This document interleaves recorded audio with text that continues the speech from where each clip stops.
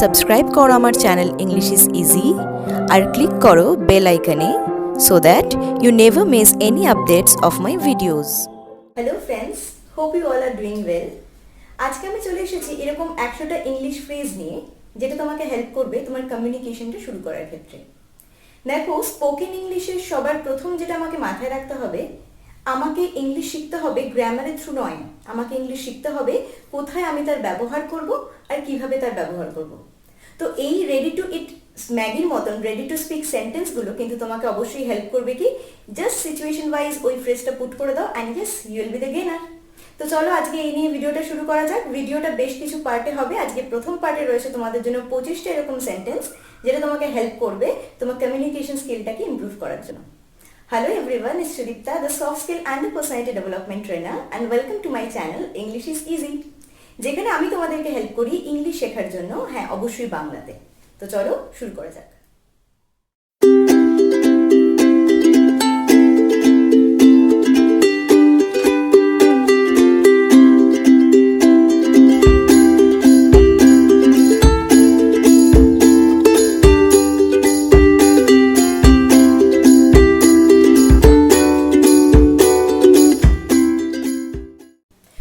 প্রথম যে সেন্টেন্সটা দিয়ে আমরা শুরু করব সেটা একদম সিম্পলিয়েস্ট ওয়ান।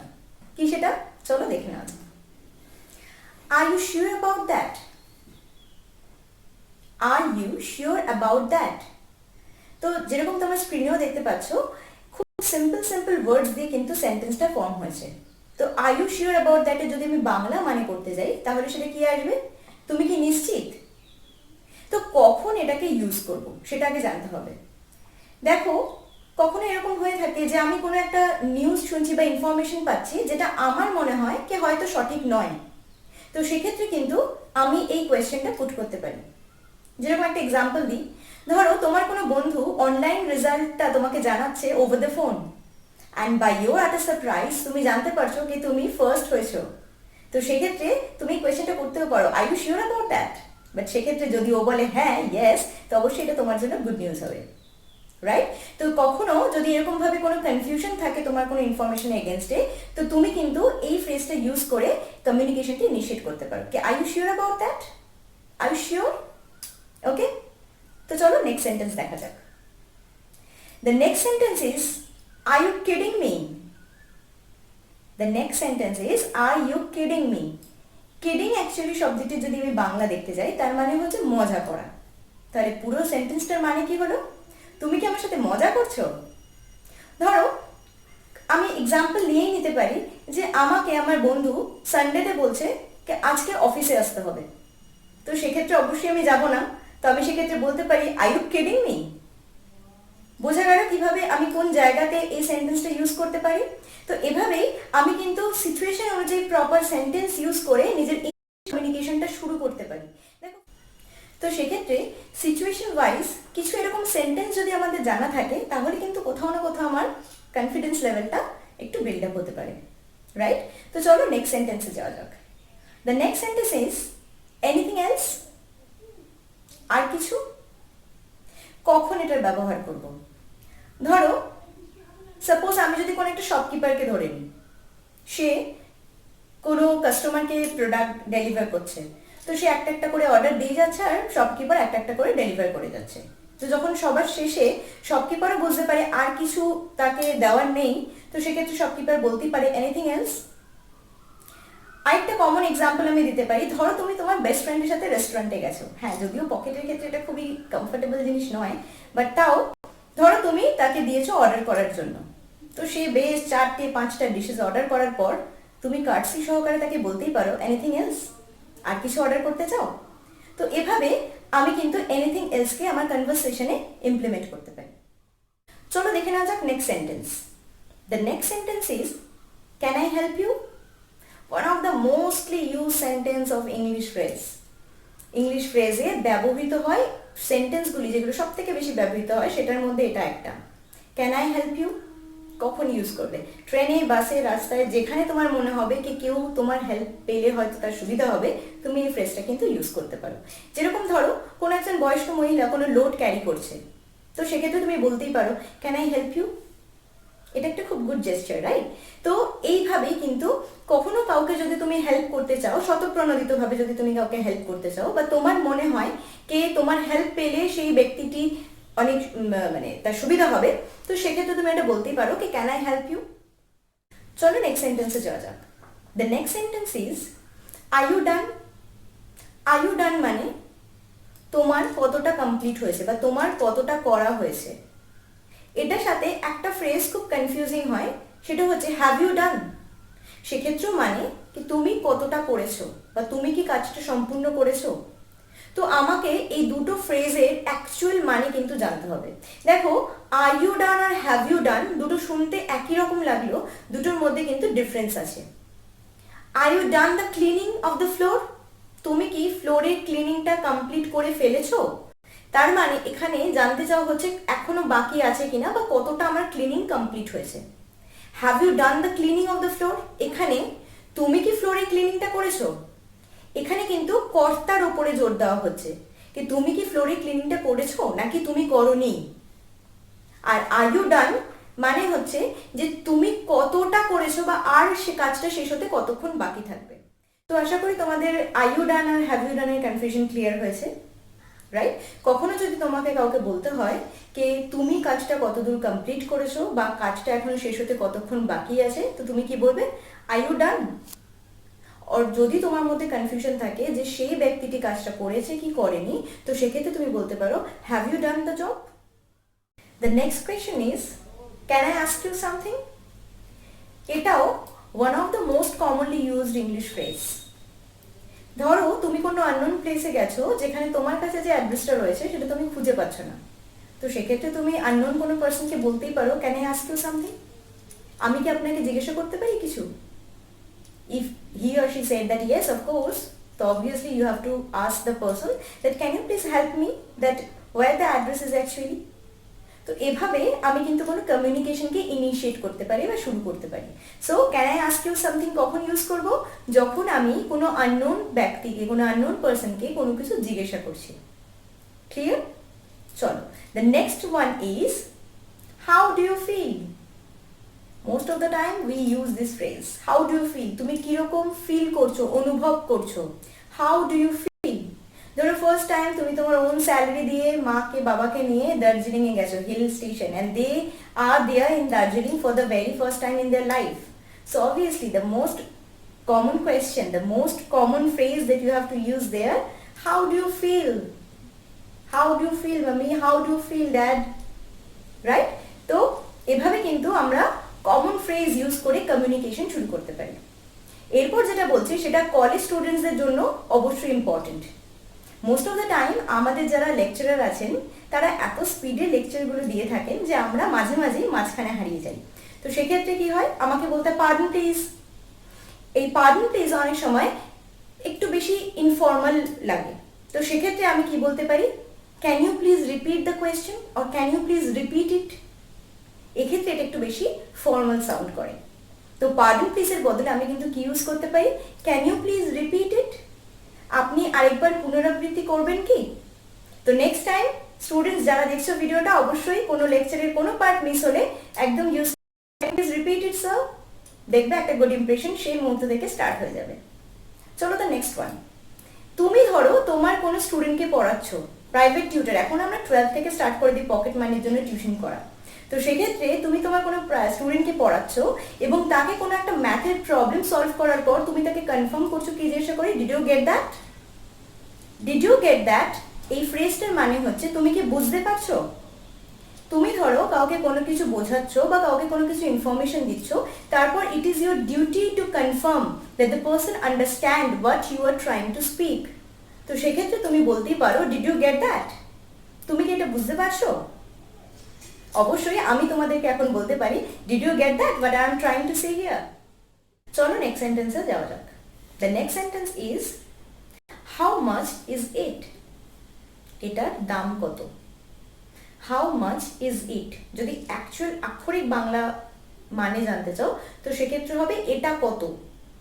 আমরা কখনো যদি ধরো তুমি কোনো ফরেন কান্ট্রিতে গেছো, বা তুমি চেন্নাই বলো, মহারাষ্ট্র বলো, এরকম কোনো স্টেটে গেছো যেখানে যে শপকিপার তোমার তাকে দেখে মনে হচ্ছে maybe the person is unable to understand Bengali বা আমাদের যে ভাঙাচোরা ছোটখাটো হিন্দি আছে সেটা।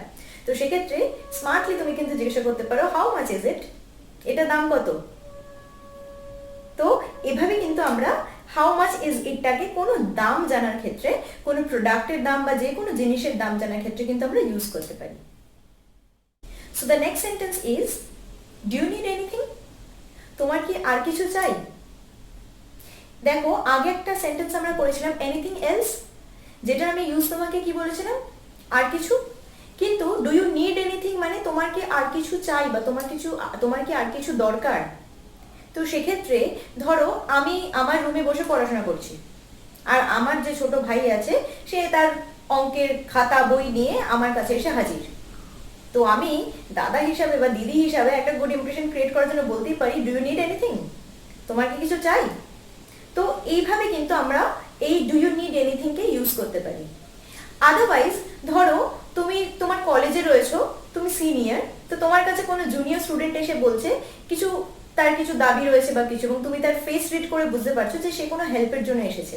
তো সেক্ষেত্রে তুমি বলতে পারো ডু ইউ নিড এনিথিং, তোমার কি কিছু চাই। How was your weekend, how was your weekend, তোমার সপ্তাহান্ত কেমন কাটলো। দেখো আমরা সবাই বলি কি আমরা ইংলিশে খুব উইক, কিন্তু আমরা উইকেন্ড ইউজ করি বেশি কমফোর্টেবল না রাদার দেন সপ্তাহান্ত। তো সেক্ষেত্রে এটা আমি কখন ইউজ করব, স্কুলের ফ্রেন্ডস, কলেজ ফ্রেন্ডস বলো বা কলিগসকে বলো, সবাইকে এটা বলা যায়। ধরো তুমি জানতে পেরেছো যে তোমার কোনো কলেজের ফ্রেন্ড গত সপ্তাহে কোথাও একটা ঘুরতে গেছে।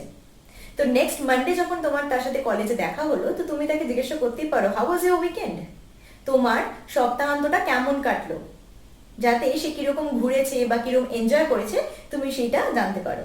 আবার তুমি তোমার কলিগকেও বলতে পারো, ধরো ইয়ার এন্ডিং চলছে, ঠিক আছে, তো তোমার কলিগকে কাজ করতে হচ্ছে ইভেন অন দ্য সানডে। তো সেক্ষেত্রে তুমি তাকে জিজ্ঞাসা করতেই পারো হাউ ওয়াজ ইউর উইকেন্ড, তোমার উইকেন্ড কেমন কাটলো। অবশ্যই আনসারটা খুব একটা কমফোর্টেবল হবে না। তো চলো নেক্সট কোয়েশ্চেনে যাওয়া যাক। ইজ এভরিথিং ওকে, সবকিছু ঠিক আছে তো। কখনো আমরা আমাদের কোনো ফ্রেন্ড, ফ্যামিলি মেম্বার্স বা অপরিচিত কাউকেও দেখে যদি মনে হয় কি সে হয়তো কোনো একটা আনকমফোর্টেবল সিচুয়েশনে রয়েছে, তো তখন কিন্তু তাকে আমরা এটা জিজ্ঞাসা করতে পারি ইজ এভরিথিং ওকে, সবকিছু ঠিক আছে তো। So that the person also feel comfortable to say what is the problem he or she is facing at that time, যাতে কি হয় সেই মানুষটিও এটা বলতে কমফোর্টেবল ফিল করে যে হ্যাঁ সত্যি সে কোনো প্রবলেমে রয়েছে কি নেই। আর এটা আমি এটাও বললাম কি এটা একটা গুড জেস্চার হিসাবেও কাজ করে।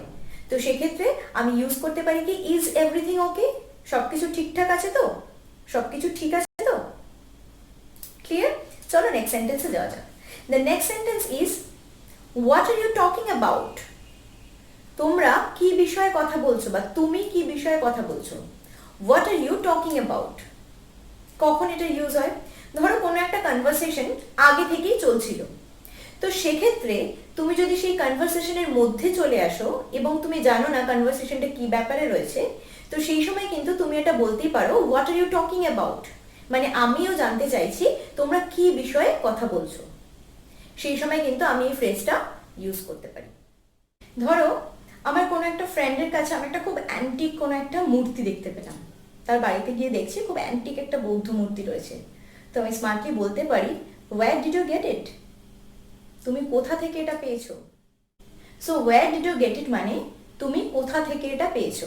হতে পারে সেটা কোনো মূর্তি, সেটা কোনো নিউ এডিশন বুক, বা সেটা কোনো কিছু ট্রেন্ডি ড্রেস। তো সেক্ষেত্রে তুমি কি ইউজ করতে পারো where did you get it, কোথা থেকে তুমি এটা পেয়েছো। The next sentence is where are you from, তুমি কোথা থেকে আসছো। The next sentence is where are you from, where are you from মানে তুমি কোথা থেকে আসছো। ধরো আমার সাথে কোনো একজন আননোন পার্সনের দেখা হয়ে গেল আমার এরিয়াতে, যে একটা অ্যাড্রেস খুঁজছে। তো সেক্ষেত্রে সে যখন আমাকে বললো, আমি আগে মেনশন করেছিলাম দেখো কিভাবে একটার সাথে একটা জুড়ে এখানেই আমরা একটা কনভারসেশন বিল্ড আপ করতে পারছি। Can I ask you something, মনে করো আমি একদম শুরুর দিকে বলেছিলাম can I ask you something, তো আমি অবশ্যই বলতে পারি ইয়েস অফকোর্স। তো তারপর সে আমাকে জিজ্ঞাসা করলো আমি এই অ্যাড্রেসটা জানতে চাইছি, আমি খুঁজে পাচ্ছি না, তো আমি তাকে হেল্প করলাম। তারপর আমিও কিন্তু তাকে জিজ্ঞাসা করতে পারি হোয়ার আর ইউ ফ্রম, তুমি কোথা থেকে আসছো, রাইট? তো এভাবে দেখো সেন্টেন্সগুলো কিন্তু প্রপার ইউজেস যদি আমরা জানতে পারি তাহলে কিন্তু আমাদের সমস্ত প্রবলেম সলভ হয়ে যাবে। So the next sentence is, are you coming with me? This is a very formal phrase we can use in our office. Are you coming with me? তুমি কি আমার সাথে আসছো? ধরো তোমার অফিসে তোমার কোনো একজন কলিগ আছে যে যখন অফিস শেষ হয় তোমরা দুজন একসাথে বাড়ি ফেরো, তো অবশ্যই at the end of your working hours you can say that, hey Deep, are you coming with me? তুমি কি আমার সাথে আসছো? তো অবশ্যই তো ও যদি yes or no বলে accordingly you have to respond, right? So are you coming with me মানে হচ্ছে তুমি কি আমার সাথে আসছো। তো এই ফ্রেজটাকেও কিন্তু আমরা আমাদের ডেইলি লাইফে ইউজ করতে পারি। তো তোমরা বুঝতেই পারছো এই সেন্টেন্সগুলো ওয়ার্ডসগুলো কিন্তু তোমাদের জানা, খালি আমাকে জানতে হবে কোন সিচুয়েশনে আমি এটাকে ইউজ করবো। তো so the next sentence is, where do you live? ধরো নতুন জব, নতুন চাকরিতে গেছো, তো তোমার কলিগ যারও নতুন জব, তো দুজনের সাথে কথাবার্তা বলছো, তো সেক্ষেত্রে তুমি জিজ্ঞাসাই করতে পারো হোয়ার ডু ইউ লিভ? তুমি কোথায় থাকো? খুব ইজি একটা ফ্রেজ, তো অবশ্যই ট্রাই করো ইউজ করার জন্য, right? So the next sentence is, how long will you stay? How long will you stay মানে তুমি কতক্ষণ থাকবে বা তুমি কতদিন থাকবে বা তুমি কত সময় ধরে থাকবে। দেখো এটার বিভিন্ন ইউজেস আছে। ধরো তুমি জানতে পারলে তোমার কোনো ফ্রেন্ড রিসেন্টলি বা নেক্সট উইকে হয়তো কোনো ফরেন ট্রিপে যাচ্ছে, তো তুমি তাকে জিজ্ঞাসাই করতে পারো how long will you stay there? তো এক্ষেত্রে মানে কি আছে, তুমি ফরেন ট্রিপে যে যাচ্ছ তুমি কত দিন সেখানে থাকবে।